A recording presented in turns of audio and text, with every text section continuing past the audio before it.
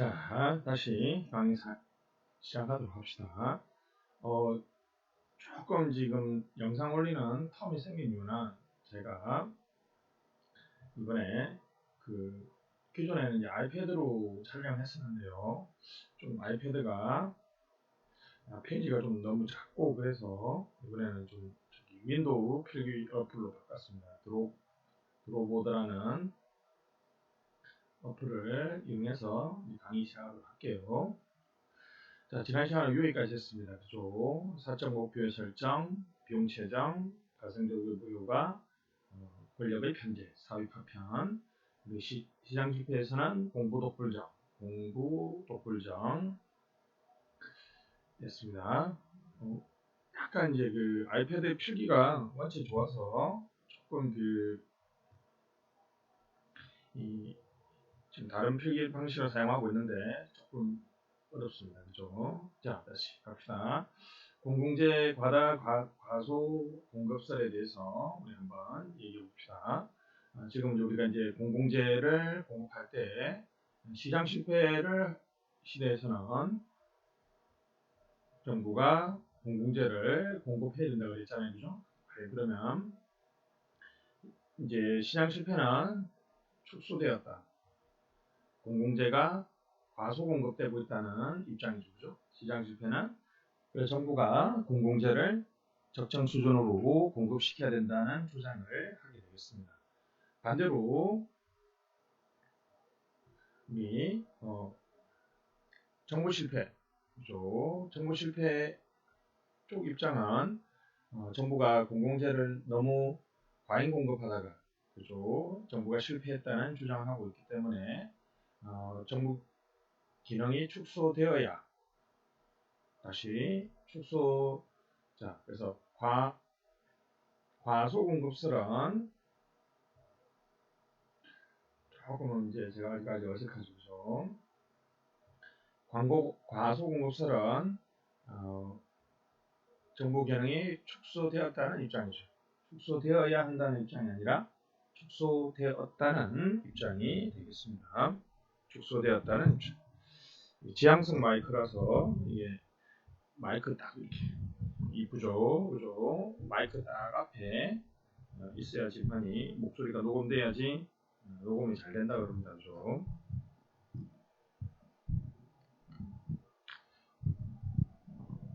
됐습니다. 잠깐만 확인해 볼까요?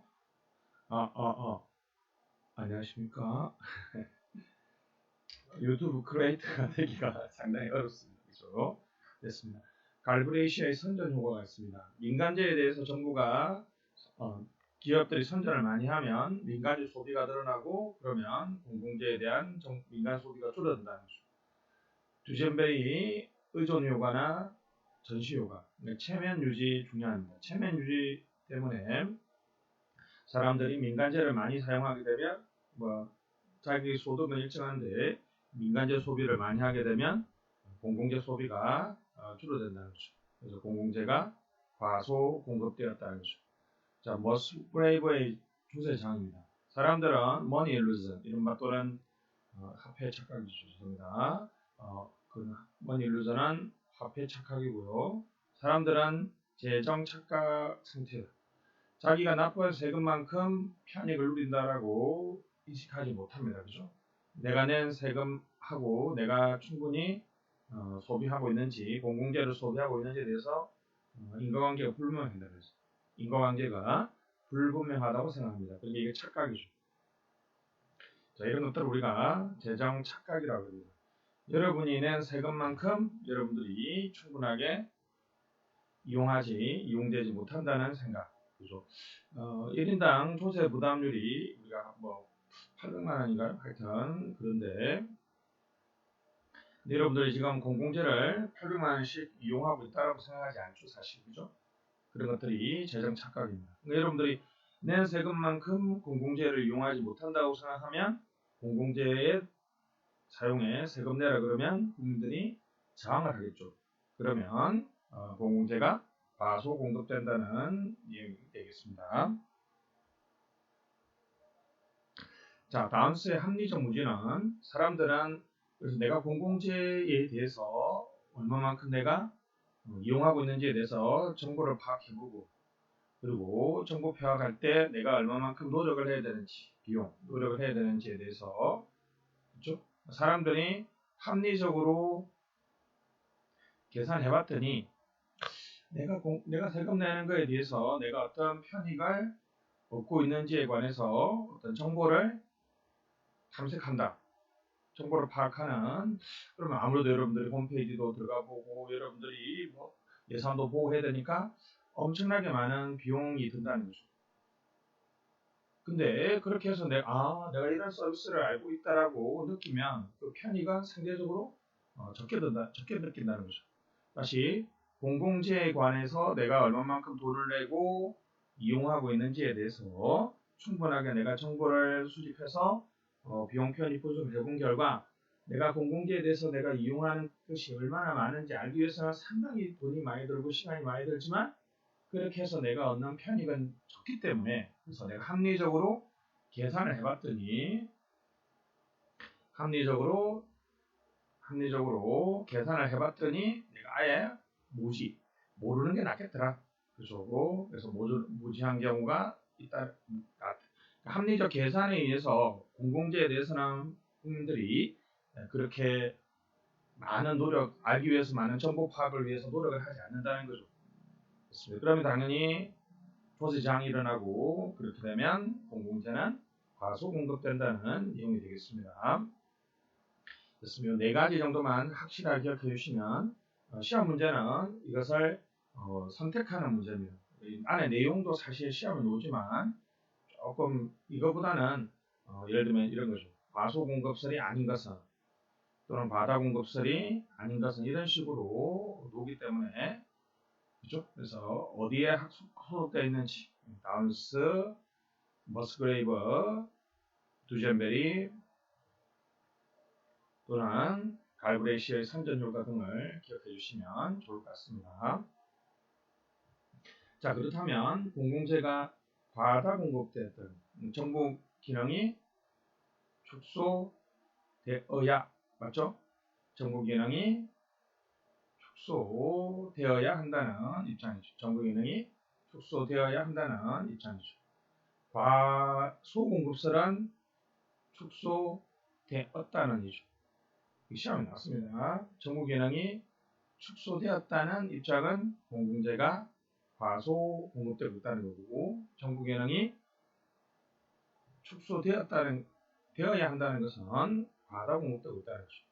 와그너의 경비 평창의 법칙. 국민소득 증가율보다는 경비 증가율이 더 늘어나는 있습니다. GDP 증가율보다 우리 국민소득 증가율이 경비 지출이 더 늘어날 경우에는 당연히 상대적으로 정부 규모가 더 커지겠죠.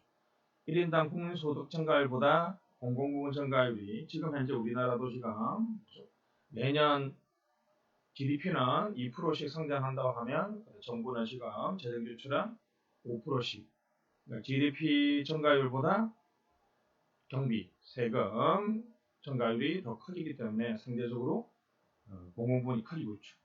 피콕 와이즈만은 전이 효과입니다. 이 스레스 홀드라는 것이 이른바 이렇게 되면 이렇게 문지방입니다. 문지방.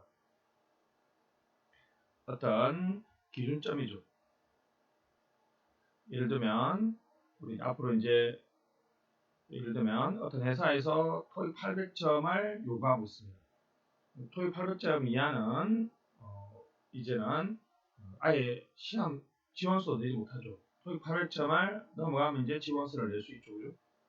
이게 바로 이게 기준점, 문지방이죠. 그죠? 문밖과 문안을 나누는 거죠.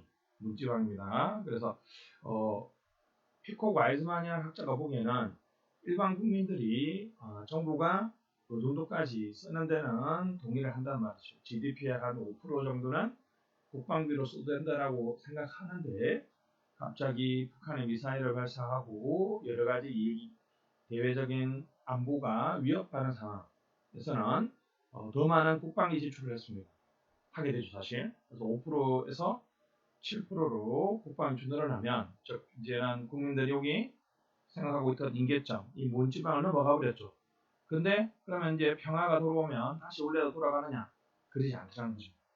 그래서 보시면 전쟁이나 위기로 정부 지출이 국민의 허용 수준, 제가 예를 들었던 5%의 허용 수준을 넘어서게 되는데, 근데 대체 효과, 레쳇, 토끼죠. 도끼. 한번 늘어난 지출은 다시 돌아오지 않습니다. 우리가 여러분들이 한번 늘어난 증가한 여러분의 용돈도 다시 예전 상태로 돌아가지 않는 것처럼 피코 와이즈만은 뭘 봤다? 전쟁이나 위기 등을 통해서 공공지출이 국민의 임계점, 즉 문지방을 넘어가게 되면 그 넘어간 금액이 원래대로 돌아오지 않다. 이 생각으로 과다 공급되고 있다는 거죠. 됐습니다. 보몰입니다. 보몰병. 보몰의 합자는 굉장히 이거 시험 잘 보죠. 노동집약적입니다. 기계 예를 들면 민원 처리를 위해서 PC를 사는 거하고 사람을 고용하는 거 어디가 더 민원 처리에 좋겠습니까? ATM 기계 같은 민원 처리를 PC랑 좋겠지만 이것은 복합 민원이라든지 어떤 대화 이런 것들이 안 되잖아요. 그렇죠? 상대적으로 행정은 사람에 의해서 생산이 되고 생산량이 처리량이 증가할 가능성이 많죠. 노동집약적이라는 표현을 씁니다. 당연히 그러면 노동집약적이니까 사람을 많이 고용해야 되면 인건비가 올라갈 수밖에 없겠죠. 보물병이라고 그랬습니다. 공공부의 생산 비용이 빠르게 증가한다고 얘기합니다. 리스칸에는 예산 극대화 모형. 관료들은 권력 극대화를 위해서 자기 부서의 예산을 극대화하는 경향이 있죠. 그래서 우리나라에서 다문화 가정 지원이라든지 이런 정책에 대해서 여가부도 하고 보건복지부, 노동부도 하고 보건복지부도 하고 여러 부처들이 다문화 가정 지원 사업에 대해서 이렇게 중첩적이고 중복적으로 조정적인 관료들이 자신의 예산을 극대화하려는 노력 때문에 그렇고요. 이것이 우리가 할거적 예산 구조하고 니스카넨의 예산 극대화 모형이 결합됐을 때 좀 중복적인 지출이나 낭비적 지출이 많아진다라고 얘기할 수 있습니다. 레바이어든 가설입니다. 이른바 다수결 투표의 문제점이죠. 투표 거래를 통해서 문제가 발생할 수 있다는 거죠. 투표 거래를 통해서 깔끔하게 안 지워지네, 그죠? 투표 거래를 통해서 예를 들면 도로하고 다리를 건설하는 대안이 있을 때 국회의원 300명이 있다고 가정합시다. 도로는 100명이 지원하고 다리도 100명이 하고 있는데 만약에 이게 과반수가 150석이잖아요. 그죠? 그럼 이게 단순 다수결로 하면 부결되겠죠. 이것도 부결되겠죠. 근데 이제 어떻게 한다? 도로를 지지하는 A당하고 다리를 지지하는 B당이 서로 이렇게 투표 거래를 하죠. 보트 트레이드 투표 거래.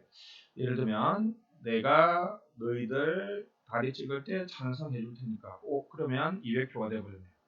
반대로 다리를 건설하던 주장했던 B당도 도로 건설을 주장하는 A당한테 찬성을 해버리면 200표가 돼서 둘 다 통과되죠. 쓸데없는 도로 다리가 과다 공급될 여지가 많다는 거죠. 그래서 투표 거래를 통해서 불필요한 공공재가 공급될 가능성이 많습니다. 한편 잠깐만요. 노란색 이쪽에 다시 한번 볼까요? 투표 거래를 통해서 노란색이 추가됐습니다. 그죠?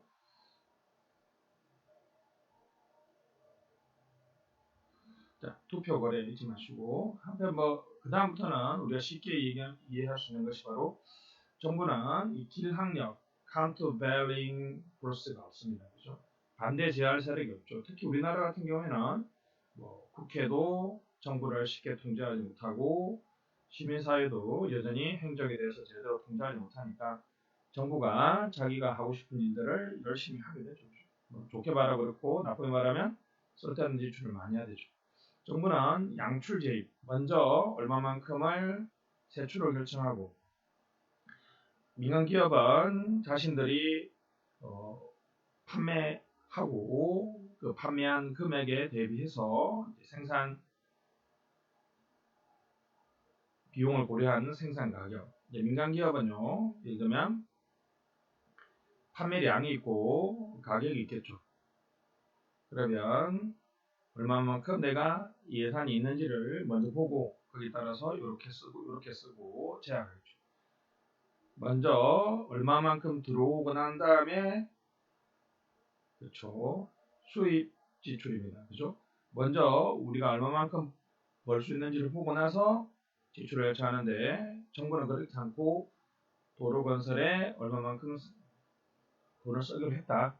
그러면 거기에 맞춰서 지출하기 때문에 아무래도 어떤 비용 전략이라는 개념이 좀 부족합니다. 왜냐하면 세금으로 그냥 걷어버리면 뭐 무조건 다 걷을 수 있다라고 생각하는 경우가 많기 때문이죠. 좀 할거적 예산 구조 방금 설명드렸고 간접비가 많은 경우에는 간접비는 이제 국민들의 조세장을 줄일 수 있습니다. 그죠? 예를 들면 소득세라든지 이러한 직접 세보다는 부가가치세 같은 게 전형적인 간접세죠.